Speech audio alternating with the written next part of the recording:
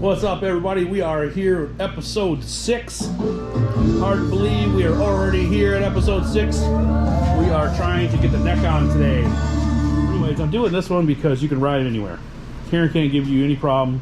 You know, I plan to ride it on the rails to trails thing. So here's my little workaround. These are pedals, mountain bike pedals. Okay, so I'm going to install these as the foot pegs. So when Karen bitches at me about having a motorcycle on the rails to trails, I can say, hey, Karen, it's got pedals. Okay, this is an e-bike. We've got to build the neck first. So basically, I had to buy a piece of 5/8 inch plastic here to make a spacer between my bearings so that my bearings don't squish when I tighten the neck. Okay, so this is just a piece of aluminum I got off of Amazon for a couple bucks, I don't know. So that fits in there real nice, see? So we have to do, we're gonna cut a 4-inch neck out of this piece of steel. And I gotta tell you, this piece of steel was the most expensive piece in building my frame.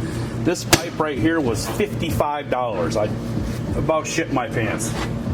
But it is a specific diameter, which sadly I can't remember. But these are what they call flange bearings, okay? It's got a little flange on there, see that? So what that does is it sits right here. Fits in there really nice, okay? So then we'll put a spacer in here so that when we tighten down right there, it doesn't squish the bearings and make it not turn. So this should be nice and buttery smooth. A little paint on the frame, and man, these things will fit in there nice and tight. So we're gonna cut this to 4 inches.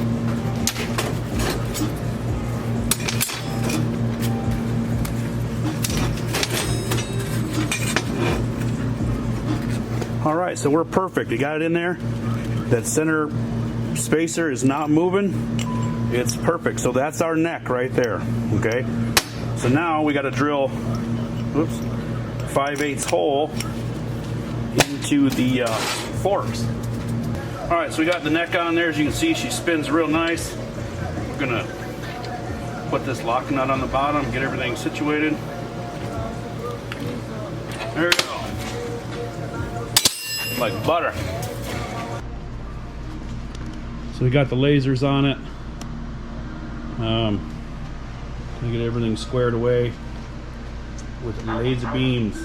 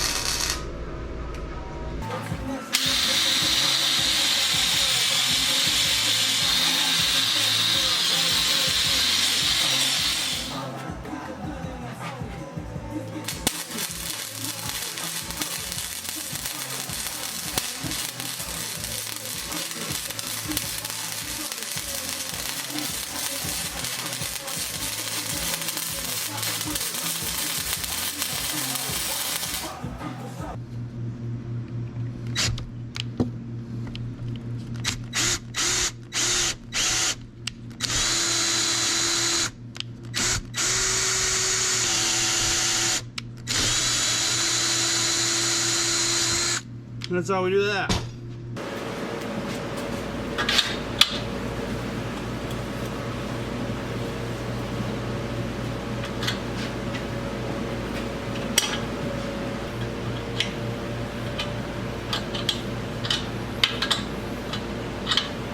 So once we paint everything, we will, put some thread lock in there and stuff to make sure they don't come out.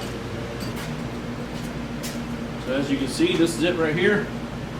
Pedals, battery will go right there. Speed control under here. It's going to mount there into the skateboard. This here, we're going to have some, clamps, probably a 14-inch 8, something like that. Well, here's some look at my other bikes. This is a GT's frame from California. Just like the, like Day Day and Minibike Tommy, Royal Jay-Z, all those guys, they run these kind of bikes. If you want to get one of these frames, they're really well made. The welds are excellent. It's really lightweight too. I'm surprised. They'll make it regular axle, live axle. If you want the tabs in the back, they even make like a D-shaped rear end, and then they make another one with a loop top, a different frame. So mine was $400 shipped, so it's $300 for the frame and $100 to ship it. Now I think they've gone up a bit because of Joe Biden's whatever.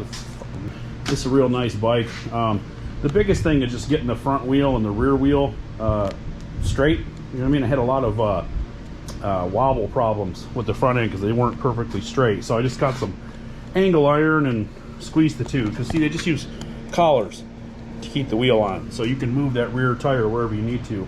And this right here is the famous little fatty bike. This one by far is my favorite. I am looking for a metal cover for this. Something maybe with standoffs or something that covers that, because in order to move the motor around, this thing is in the way and it gets dirty. See, I don't like that. I'd rather this be exposed. I really don't think this thing's gonna grab my pants or anything like that, so I might just take this off completely. We'll see. But yeah, this is the little fatty. This is that silicone heat wrap stuff. It looks kind of, I don't know, cheap, so I might just wrap it like the other one. But this side is nice and clean. So this is just a stock Ghost with a nibby carb. I get 58 miles an hour out of it with the jug averter. So, and I'm 250 pounds. So I think you hit 60 easy with a smaller guy. So, and this is my son Cade's bike. This is an old Mini Mate, okay?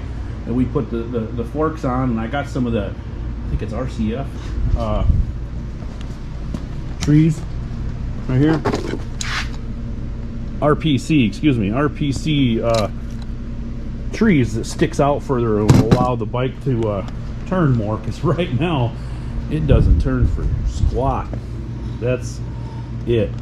And this is the Burkle or something, custom cans, really cool color. And then this is my wife's bike, the old Minimoto, just with stock Predator in it. It's got a carb, that's about it. So but this is a super fun bike. It needs a pulse pump though. She dogs out the top end. These ones, I live in a small town, kind of rural area, and as long as you stay out here, there's not too many issues with cops at all. I mean, I've taken my carts out and everything. We got a couple race carts too. This is my kid's cart right here. We only had a couple Karens stop and complain like they do, but it's pretty safe out here. So probably doing some of the ride outs or anything that we do up here, in this area. It's a lot of long roads and nobody really gives a shit. So, ooh, what's that? You out here making noise, huh? Yeah, it's out here making noise. Yeah. Fuck dog.